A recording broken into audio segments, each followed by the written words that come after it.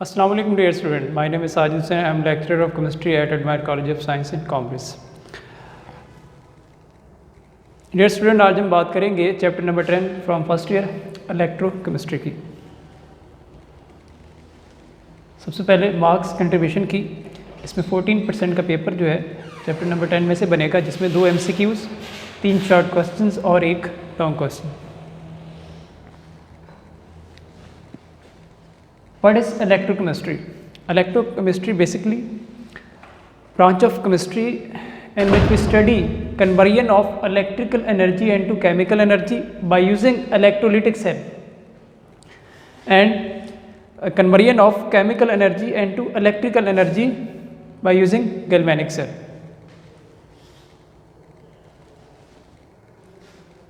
Electrolytic cell basically ये electrochemical cell है जिसमें इलेक्ट्रिक करंट जो होगा use to carry the non spontaneous redox reaction. इसके एग्जांपल क्या है? Down cell, Nelson cell. Construction, ये इसके 2 हिस्से होते हैं। एक वेसल जिसमें इलेक्ट्रोलाइट होगा। इलेक्ट्रोलाइट मींस दैट ऐसा सोल्यूशन या कोई मोल्टन फेज में साल्ट जिसमें फ्री आयंस होते हैं, उसको हम क्या कहते हैं? इलेक्ट्रोलाइट। उसके बाद 2 इलेक्ट्रोड उसमें डिप किए जाएंगे उस इलेक्ट्रोलाइट में, और उसके बाद इसकी वर्किंग है, हमने क्या करना है? नॉन स्पॉन्टेनियस रिएक्शन को कैरी करना है। तो फिर हम क्या सप्लाई करेंगे? Electric current supplied ions of the electrolyte moves towards respective electrode. जैसे उसमें से हम करंट पास करेंगे, जो आयंस हैं उसमें वो रिस्पेक्टिव इलेक्ट्रोड की तरफ क्या करते हैं? मूव करते हैं। अब जो पॉजिटिव आयंस हैं वो कैथोड पे जाके क्या होंगे? रिड्यूस हो जाएंगे, यानी कि कैथोड पे क्या होगी? रिडक्शन होगी। और नेगेटिव आयन जो हैं ये एनोड पे जाएंगे और ऑक्सीडेशन होगी, यानी कि नेगेटिव आयन जो इलेक्ट्रॉन क्या करेंगे? रिलीज कर देंगे। तो इसका मतलब ये हुआ कैथोड पे हमेशा क्या होगी? रिडक्शन होगी, और एनोड पे क्या होगी? ऑक्सीडेशन होगी। ये नीचे एक डायग्राम दिखाई गई इलेक्ट्रोलाइटिक सेल की। ये एक हमारे पास वेसल है जिसमें इलेक्ट्रोलाइट रखा हुआ है, जिसमें क्या है? फ्री आयंस हैं, पॉजिटिव और नेगेटिव आयंस। ये इसमें इलेक्ट्रोड हैं, ये पॉजिटिव इलेक्ट्रोड मतलब एनोड है, और ये नेगेटिव इलेक्ट्रोड मतलब कैथोड है। अब जब इसको डीसी सोर्स से जोड़ते हैं तो जैसे आप इसमें करंट पास करेंगे तो इसमें पॉजिटिव पोटेंशियल इसमें आ जाएगा, इसमें नेगेटिव पोटेंशियल, और जो फ्री आयंस हैं इसमें नेगेटिव आयन जो है वो मूव करेगा एनोड की तरफ, यहाँ पे ऑक्सीडेशन होगी, और जो पॉजिटिव आयन है यहाँ पे क्या करेगा? कैथोड की तरफ मूव करेगा और इलेक्ट्रॉन गेन करेगा, और कैथोड पे क्या होगी? रिडक्शन होगी। ये वर्किंग थी इलेक्ट्रोलाइटिक सेल की। उसके बाद है galvanic cell. Galvanic cell it is a electrochemical cell in which spontaneous redox reaction use to generate electric current. इसमें स्पॉन्टेनियस रिडॉक्स रिएक्शन जो है खुद ब खुद होंगे और इलेक्ट्रिक करंट हमें देंगे। इसकी एग्जांपल है डैनियल सेल और फील्ड सेल, और भी बहुत सारी एग्जांपल हैं इसमें। इसके कंस्ट्रक्शन में हम देख लेते हैं। It is consist of 2 half cell. इसमें 2 हाफ सेल होते हैं। First one is oxidation half cell, इसको आप लेफ्ट हाफ सेल भी कह सकते हैं। ये इसमें क्या होगा? एनोड होगा, और एनोड पे यहाँ पे क्या होगा? नेगेटिव चार्ज होता है। उसके बाद सेकंड इसका हाफ सेल है रिडक्शन हाफ सेल। ये कैथोड होगा, और यहाँ पे कैथोड के ऊपर क्या होगा? पॉजिटिव चार्ज होगा, और इन 2 हाफ सेल को जोड़ा जाता है with the help of salt bridge. Salt bridge में जो है पोटाशियम क्लोराइड का साल्ट जो है वो डाला जाता है। उसके बाद इसकी वर्किंग देख लेते हैं। जो लेफ्ट हाफ सेल है जिसको मैंने नाम दिया हुआ है ऑक्सीडेशन हाफ सेल का, इसमें क्या होगा? जिंक मेटल जो है उसकी स्ट्रिप जो है वो डिप की जाती है 1 molar solution of zinc sulphate. ये देखें यहाँ पे होगा क्या? जिंक जो है जैसे डिप की जाएगी उस सोल्यूशन में, तो जिंक जो है वो इलेक्ट्रॉन लूज कर रहा है, तो जिंक आयन में कन्वर्ट हो रहा है, ऑक्सीडेशन हो रही है। राइट हाफ सेल जो है इसको हम क्या कहते हैं? रिडक्शन हाफ सेल भी कहते हैं। It is consist of copper metal dip into 1 molar solution of copper sulphate. अब जैसे कॉपर इसमें डिप की जाती है, अब देखें यहाँ पे जिंक था, यहाँ पे क्या है? कॉपर है। अब यहाँ पे जिंक जो है इसकी इलेक्ट्रॉन लूजिंग टेंडेंसी ज़्यादा है, और जो सोल्यूशन में कॉपर आयन पड़ा होगा इसकी इलेक्ट्रॉन गेनिंग टेंडेंसी ज़्यादा होगी। तो ये क्या करेगा? 2 इलेक्ट्रॉन लेगा, कॉपर सॉलिड बन जाएगा, रिडक्शन होगी। हमेशा एनोड पे क्या होती है? ऑक्सीडेशन। तो जिंक यहाँ पे एनोड का काम करेगा, और कॉपर जो है वो किसका काम करेगा, कैथोड का काम करेगा। ये इसकी डायग्राम है, ये हमारे पास ऑक्सीडेशन हाफ सेल और ये क्या रिडक्शन हाफ सेल है, जिसमें जिंक जो है जिंक सल्फेट के सोल्यूशन में डिप की जाती है और यहाँ पे कॉपर सल्फेट के सोल्यूशन में, दोनों को जोड़ा हुआ किसके साथ, साल्ट ब्रिज के साथ, जिसमें KCl है। साल्ट ब्रिज जो है इसका फंक्शन ये होता है, ये इलेक्ट्रिकल न्यूट्रलिटी जो है मेंटेन रखता है बिटवीन टू हाफ सेल्स, ताकि नेट चार्ज अकामुलेशन जो है उसको रोका जा सके। और उसके बाद ऊपर वोल्टेज लगा हुआ, मतलब यहाँ से जो करंट जनरेट होगा, यहाँ पे बल्ब भी आप जला सकते हैं। तो गैल्वेनिक सेल में सिंपल हम क्या करते हैं, केमिकल एनर्जी को कन्वर्ट करते हैं इलेक्ट्रिकल एनर्जी में। एक ओवरऑल इक्वेशन भी दी गई है, जिंक सॉलिड जो है कॉपर आयन के साथ मिल रहा है तो जिंक आयन बनेगा कॉपर सॉलिड, यानी कि जिंक ऑक्सीडाइज हो रहा है, कॉपर क्या हो रहा है, रिड्यूस, और यहाँ पे 1.1 वोल्ट का करंट जो है हम हासिल कर सकते हैं। उसके बाद हम बात कर लेते हैं इलेक्ट्रोड पोटेंशियल की। What is electrode potential?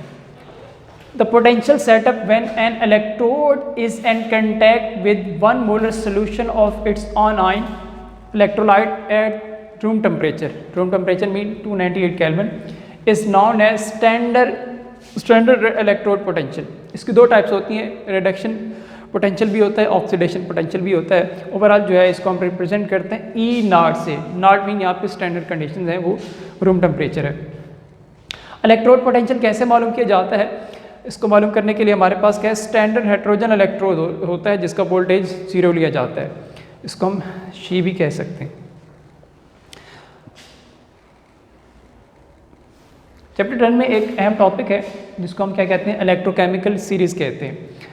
अब इलेक्ट्रोकेमिकल सीरीज क्या है, इससे पहले मैं थोड़ा सा आपको बता दूं इलेक्ट्रोड पोटेंशियल के बारे में। अभी हमने पढ़ा इलेक्ट्रोड पोटेंशियल दो टाइप का होता है, एक ऑक्सीडेशन पोटेंशियल, दूसरा रिडक्शन पोटेंशियल।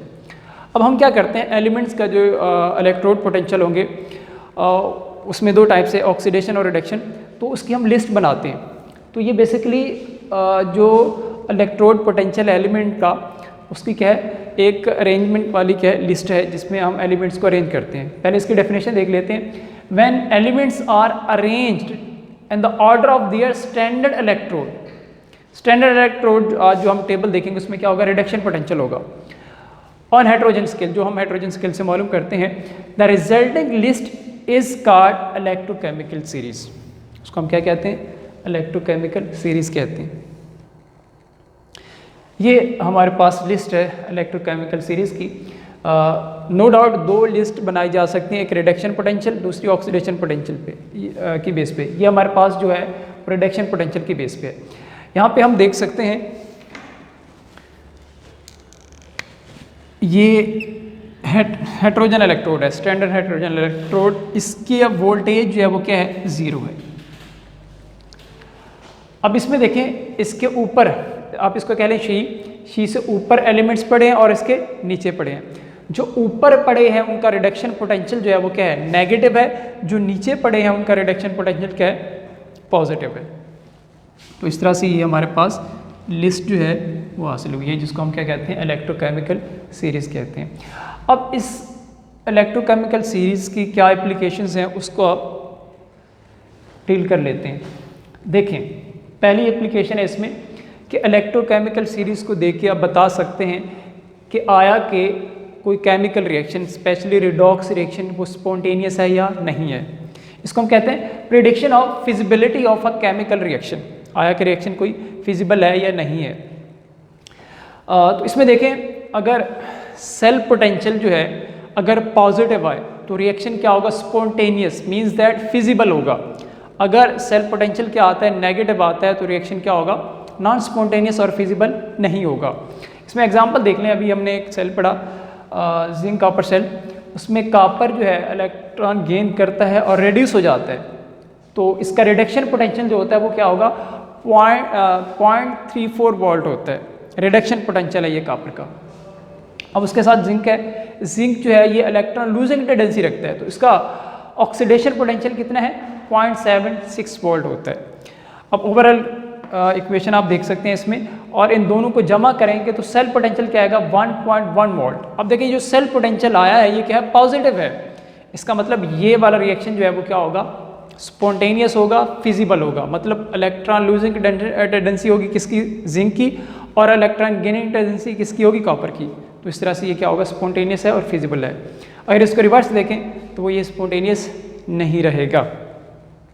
उसके बाद सेकंड एप्लीकेशन है calculation of EMF of the cell, यानी कि इसको सेल पोटेंशियल भी आप कह सकते हैं। सिंपल ये इनको जब आपने प्लस किया था तो ये वैल्यू जो आती है ये क्या कहलाती है, EMF। इसको कहते हैं इलेक्ट्रोमोटिव फोर्स। ये बेसिकली वो फोर्स है जो इलेक्ट्रॉन को एक्सटर्नल सर्किट में मूव कराने पे मजबूर करती है। उस फोर्स को हम क्या कहते हैं, EMF या सेल पोटेंशियल जो है हम कहते हैं। उसके बाद एप्लीकेशन है comparison of relative tendency of metal और non metal to get oxidise और रिड्यूस। सिंपल आप कहते हैं कि जो मेटल और नॉन मेटल हैं इनकी ऑक्सीडाइजिंग प्रॉपर्टी और रिड्यूसिंग प्रॉपर्टीज़ कैसी होंगी। तो फिर हम बात कर लेते हैं पहले किसकी, रिड्यूसिंग एजेंट की। रिड्यूसिंग एजेंट क्या होते हैं, रिड्यूसिंग एजेंट दोज एलिमेंट्स और ion which loose electron, means that ये इलेक्ट्रॉन लूजर होते हैं। ये इलेक्ट्रॉन लूज करेंगे, खुद क्या हो जाएंगे, ऑक्सीडाइज, और दूसरों को क्या करेंगे, रिड्यूस। इस वजह से हम क्या कहते हैं, इसको रिड्यूसिंग एजेंट कहते हैं। एग्जाम्पल है सोडियम है, मैग्नीशियम है, पोटाशियम है और फेरस आयन जो है ये इसमें आ जाते हैं। अब इसकी दो टाइप्स होती हैं रिड्यूसिंग एजेंट की, स्ट्रॉन्ग रिड्यूसिंग एजेंट और वीक रिड्यूसिंग एजेंट। जो स्ट्रॉन्ग रिड्यूसिंग एजेंट है इलेक्ट्रोकेमिकल सीरीज में इनका जो रिडक्शन पोटेंशियल होगा वो मोर नेगेटिव होगा। उसकी एग्जांपल कौन सी है, लिथियम, पोटाशियम और सोडियम। ये टॉप ऑफ द लिस्ट पड़े होते हैं, यानी कि शी से ऊपर पड़े होंगे टॉप पे। दूसरे क्या है, weak reducing agent. Weak reducing agent में जो रिडक्शन पोटेंशियल की वैल्यू है वो क्या होगी, लेस नेगेटिव होगी। इसमें देख सकते हैं ये निकल, टिन और लेड, ये शी से क्लोज होते हैं ऊपर की तरफ, ठीक है। ये क्या होते हैं, वीक रिड्यूसिंग एजेंट। सो इसका मतलब ये हुआ कि जो रिड्यूसिंग एजेंट है इनका रिडक्शन पोटेंशियल क्या होना चाहिए, लो होना चाहिए। जितना ज़्यादा लो होगा उतना स्ट्रॉन्ग होगा, और जितना ज़्यादा मतलब जितना कम मतलब क्या होगा, लेस नेगेटिव वैल्यू होगी तो वो क्या होगा, वीक रिड्यूसिंग एजेंट कहलाएगा। उसके बाद oxidising agent. Oxidising agent basically वो एलिमेंट्स या आयंस जो इलेक्ट्रॉन गेनिंग टेंडेंसी रखते हैं, इनका जो रिडक्शन पोटेंशियल होगा वो क्या होगा, हाई होगा। इसके एग्जांपल क्या है, फ्लोरीन है, ब्रोमीन है, आयोडीन है और कॉपर आयन है। अब इसमें दो टाइप्स हैं इसकी। स्ट्रॉन्ग ऑक्सीडाइजिंग एजेंट में क्या होगा, मोर पॉजिटिव रिडक्शन पोटेंशियल होगा, जैसे फ्लोरीन है, ये सबसे नीचे पड़ा है।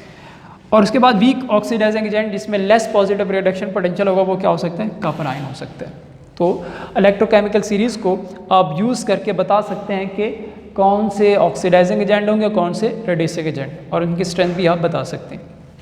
उसके बाद एक और एप्लीकेशन है जिसको हम कहते हैं relative chemical reactivity of metals, यानी कि आप सिंपल बात करेंगे इसमें रिएक्टिविटी ऑफ मेटल की। आया कि मेटल ज़्यादा रिएक्टिव है, लेस रिएक्टिव है या लीस्ट रिएक्टिव है। याद रख लें जो रिएक्टिविटी ऑफ मेटल है ये रिडक्शन पोटेंशियल की वैल्यू के साथ इन्वर्स होती हैं। मतलब ये कि अगर रिडक्शन पोटेंशियल जो है अगर ज़्यादा है, रिएक्टिविटी ऑफ मेटल क्या होगी, कम होगी। Reactivity means electron losing tendency. अब इसमें देखें हाईली रिएक्टिव मेटल्स वो होती हैं जिसका रिडक्शन पोटेंशियल क्या होगा, मोर नेगेटिव होगा, यानी कि लोएस्ट होगा। इसमें एग्जांपल है लिथियम, सोडियम और पोटाशियम। और जो रिएक्टिव मेटल्स हैं ये स्टीम के साथ रिएक्ट करके हाइड्रोजन गैस क्या करती हैं, रिलीज करती हैं। Less reactive metal, less reactive metal में जो रिडक्शन पोटेंशियल की वैल्यू होगी वो लेस नेगेटिव होगी, यानी कि थोड़ा सा हाई हो जाएगी। तो इसमें एग्जांपल आ जाती है लेड, टिन, निकल और कोबाल्ट। ये स्टीम के साथ रिएक्ट तो करती हैं लेकिन स्लो रिएक्ट करती हैं। उसके बाद है लीस्ट रिएक्टिव मेटल्स, जैसे कॉपर है, सिल्वर है, गोल्ड है। इनका रिडक्शन पोटेंशियल ज़्यादा हो जाता है, मतलब क्या हो जाएगा, पॉजिटिव हो जाएगा। इस वजह से ये स्टीम के साथ रिएक्शन शो नहीं करती, हाइड्रोजन गैस रिलीज नहीं करती। तो इनको आप क्या कहते हैं, लीस्ट रिएक्टिव मेटल भी कहते हैं। उसके बाद क्या है, reaction of metal with dilute acid. ये ऊपर वाली ही एप्लीकेशन का दूसरा रुख है जिसमें हम सिर्फ रिएक्टेंट बदलेंगे। पहले हम स्टीम के साथ रिएक्शन करा रहे थे, अब किसके साथ कराएंगे, डाइल्यूट एसिड के साथ। रिएक्टिव मेटल जो है वो क्या करती हैं, रिएक्टिव मेटल कौन सी होंगी, जिनका रिडक्शन पोटेंशियल क्या होगा, नेगेटिव होगा, मोर नेगेटिव होगा। वो किसके साथ मिलती हैं, एसिड के साथ। तो क्या रिलीज करेंगी, हाइड्रोजन गैस। जैसा कि मैं एग्जांपल में बता दूं, सोडियम जो है ये HCl के साथ मिल जाती है तो क्या बनाएगी, 2 NaCl और 7 हाइड्रोजन गैस जो है वो रिलीज हो रही है। कौन सी मेटल है, सोडियम। ये हाईली रिएक्टिव मेटल है क्योंकि इसका रिडक्शन पोटेंशियल क्या है, मोर नेगेटिव है। उसके बाद ऐसी मेटल जिनका रिडक्शन पोटेंशियल क्या होगा, पॉजिटिव होगा, वो डाइल्यूट एसिड के साथ रिएक्शन शो नहीं करती। जब रिएक्शन शो नहीं करती तो हाइड्रोजन गैस यहाँ से रिलीज नहीं हो सकती।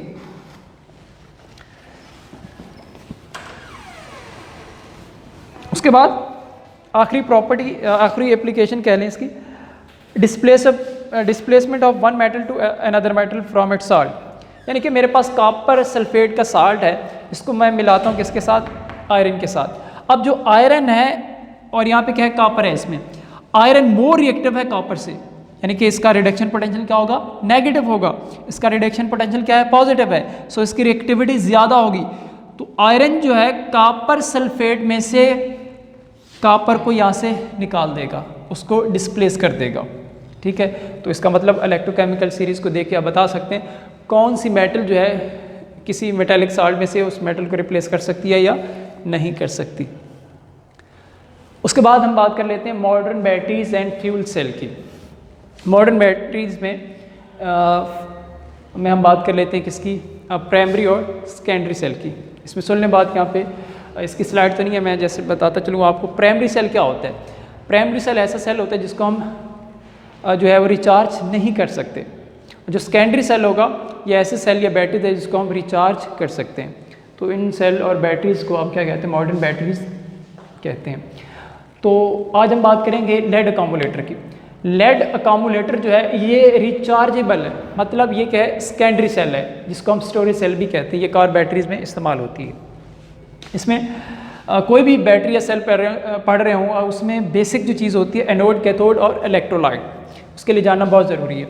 एनोड इसमें क्या होगा, मेटेलिक लेड है, और कैथोड क्या होगा, लेड ऑक्साइड।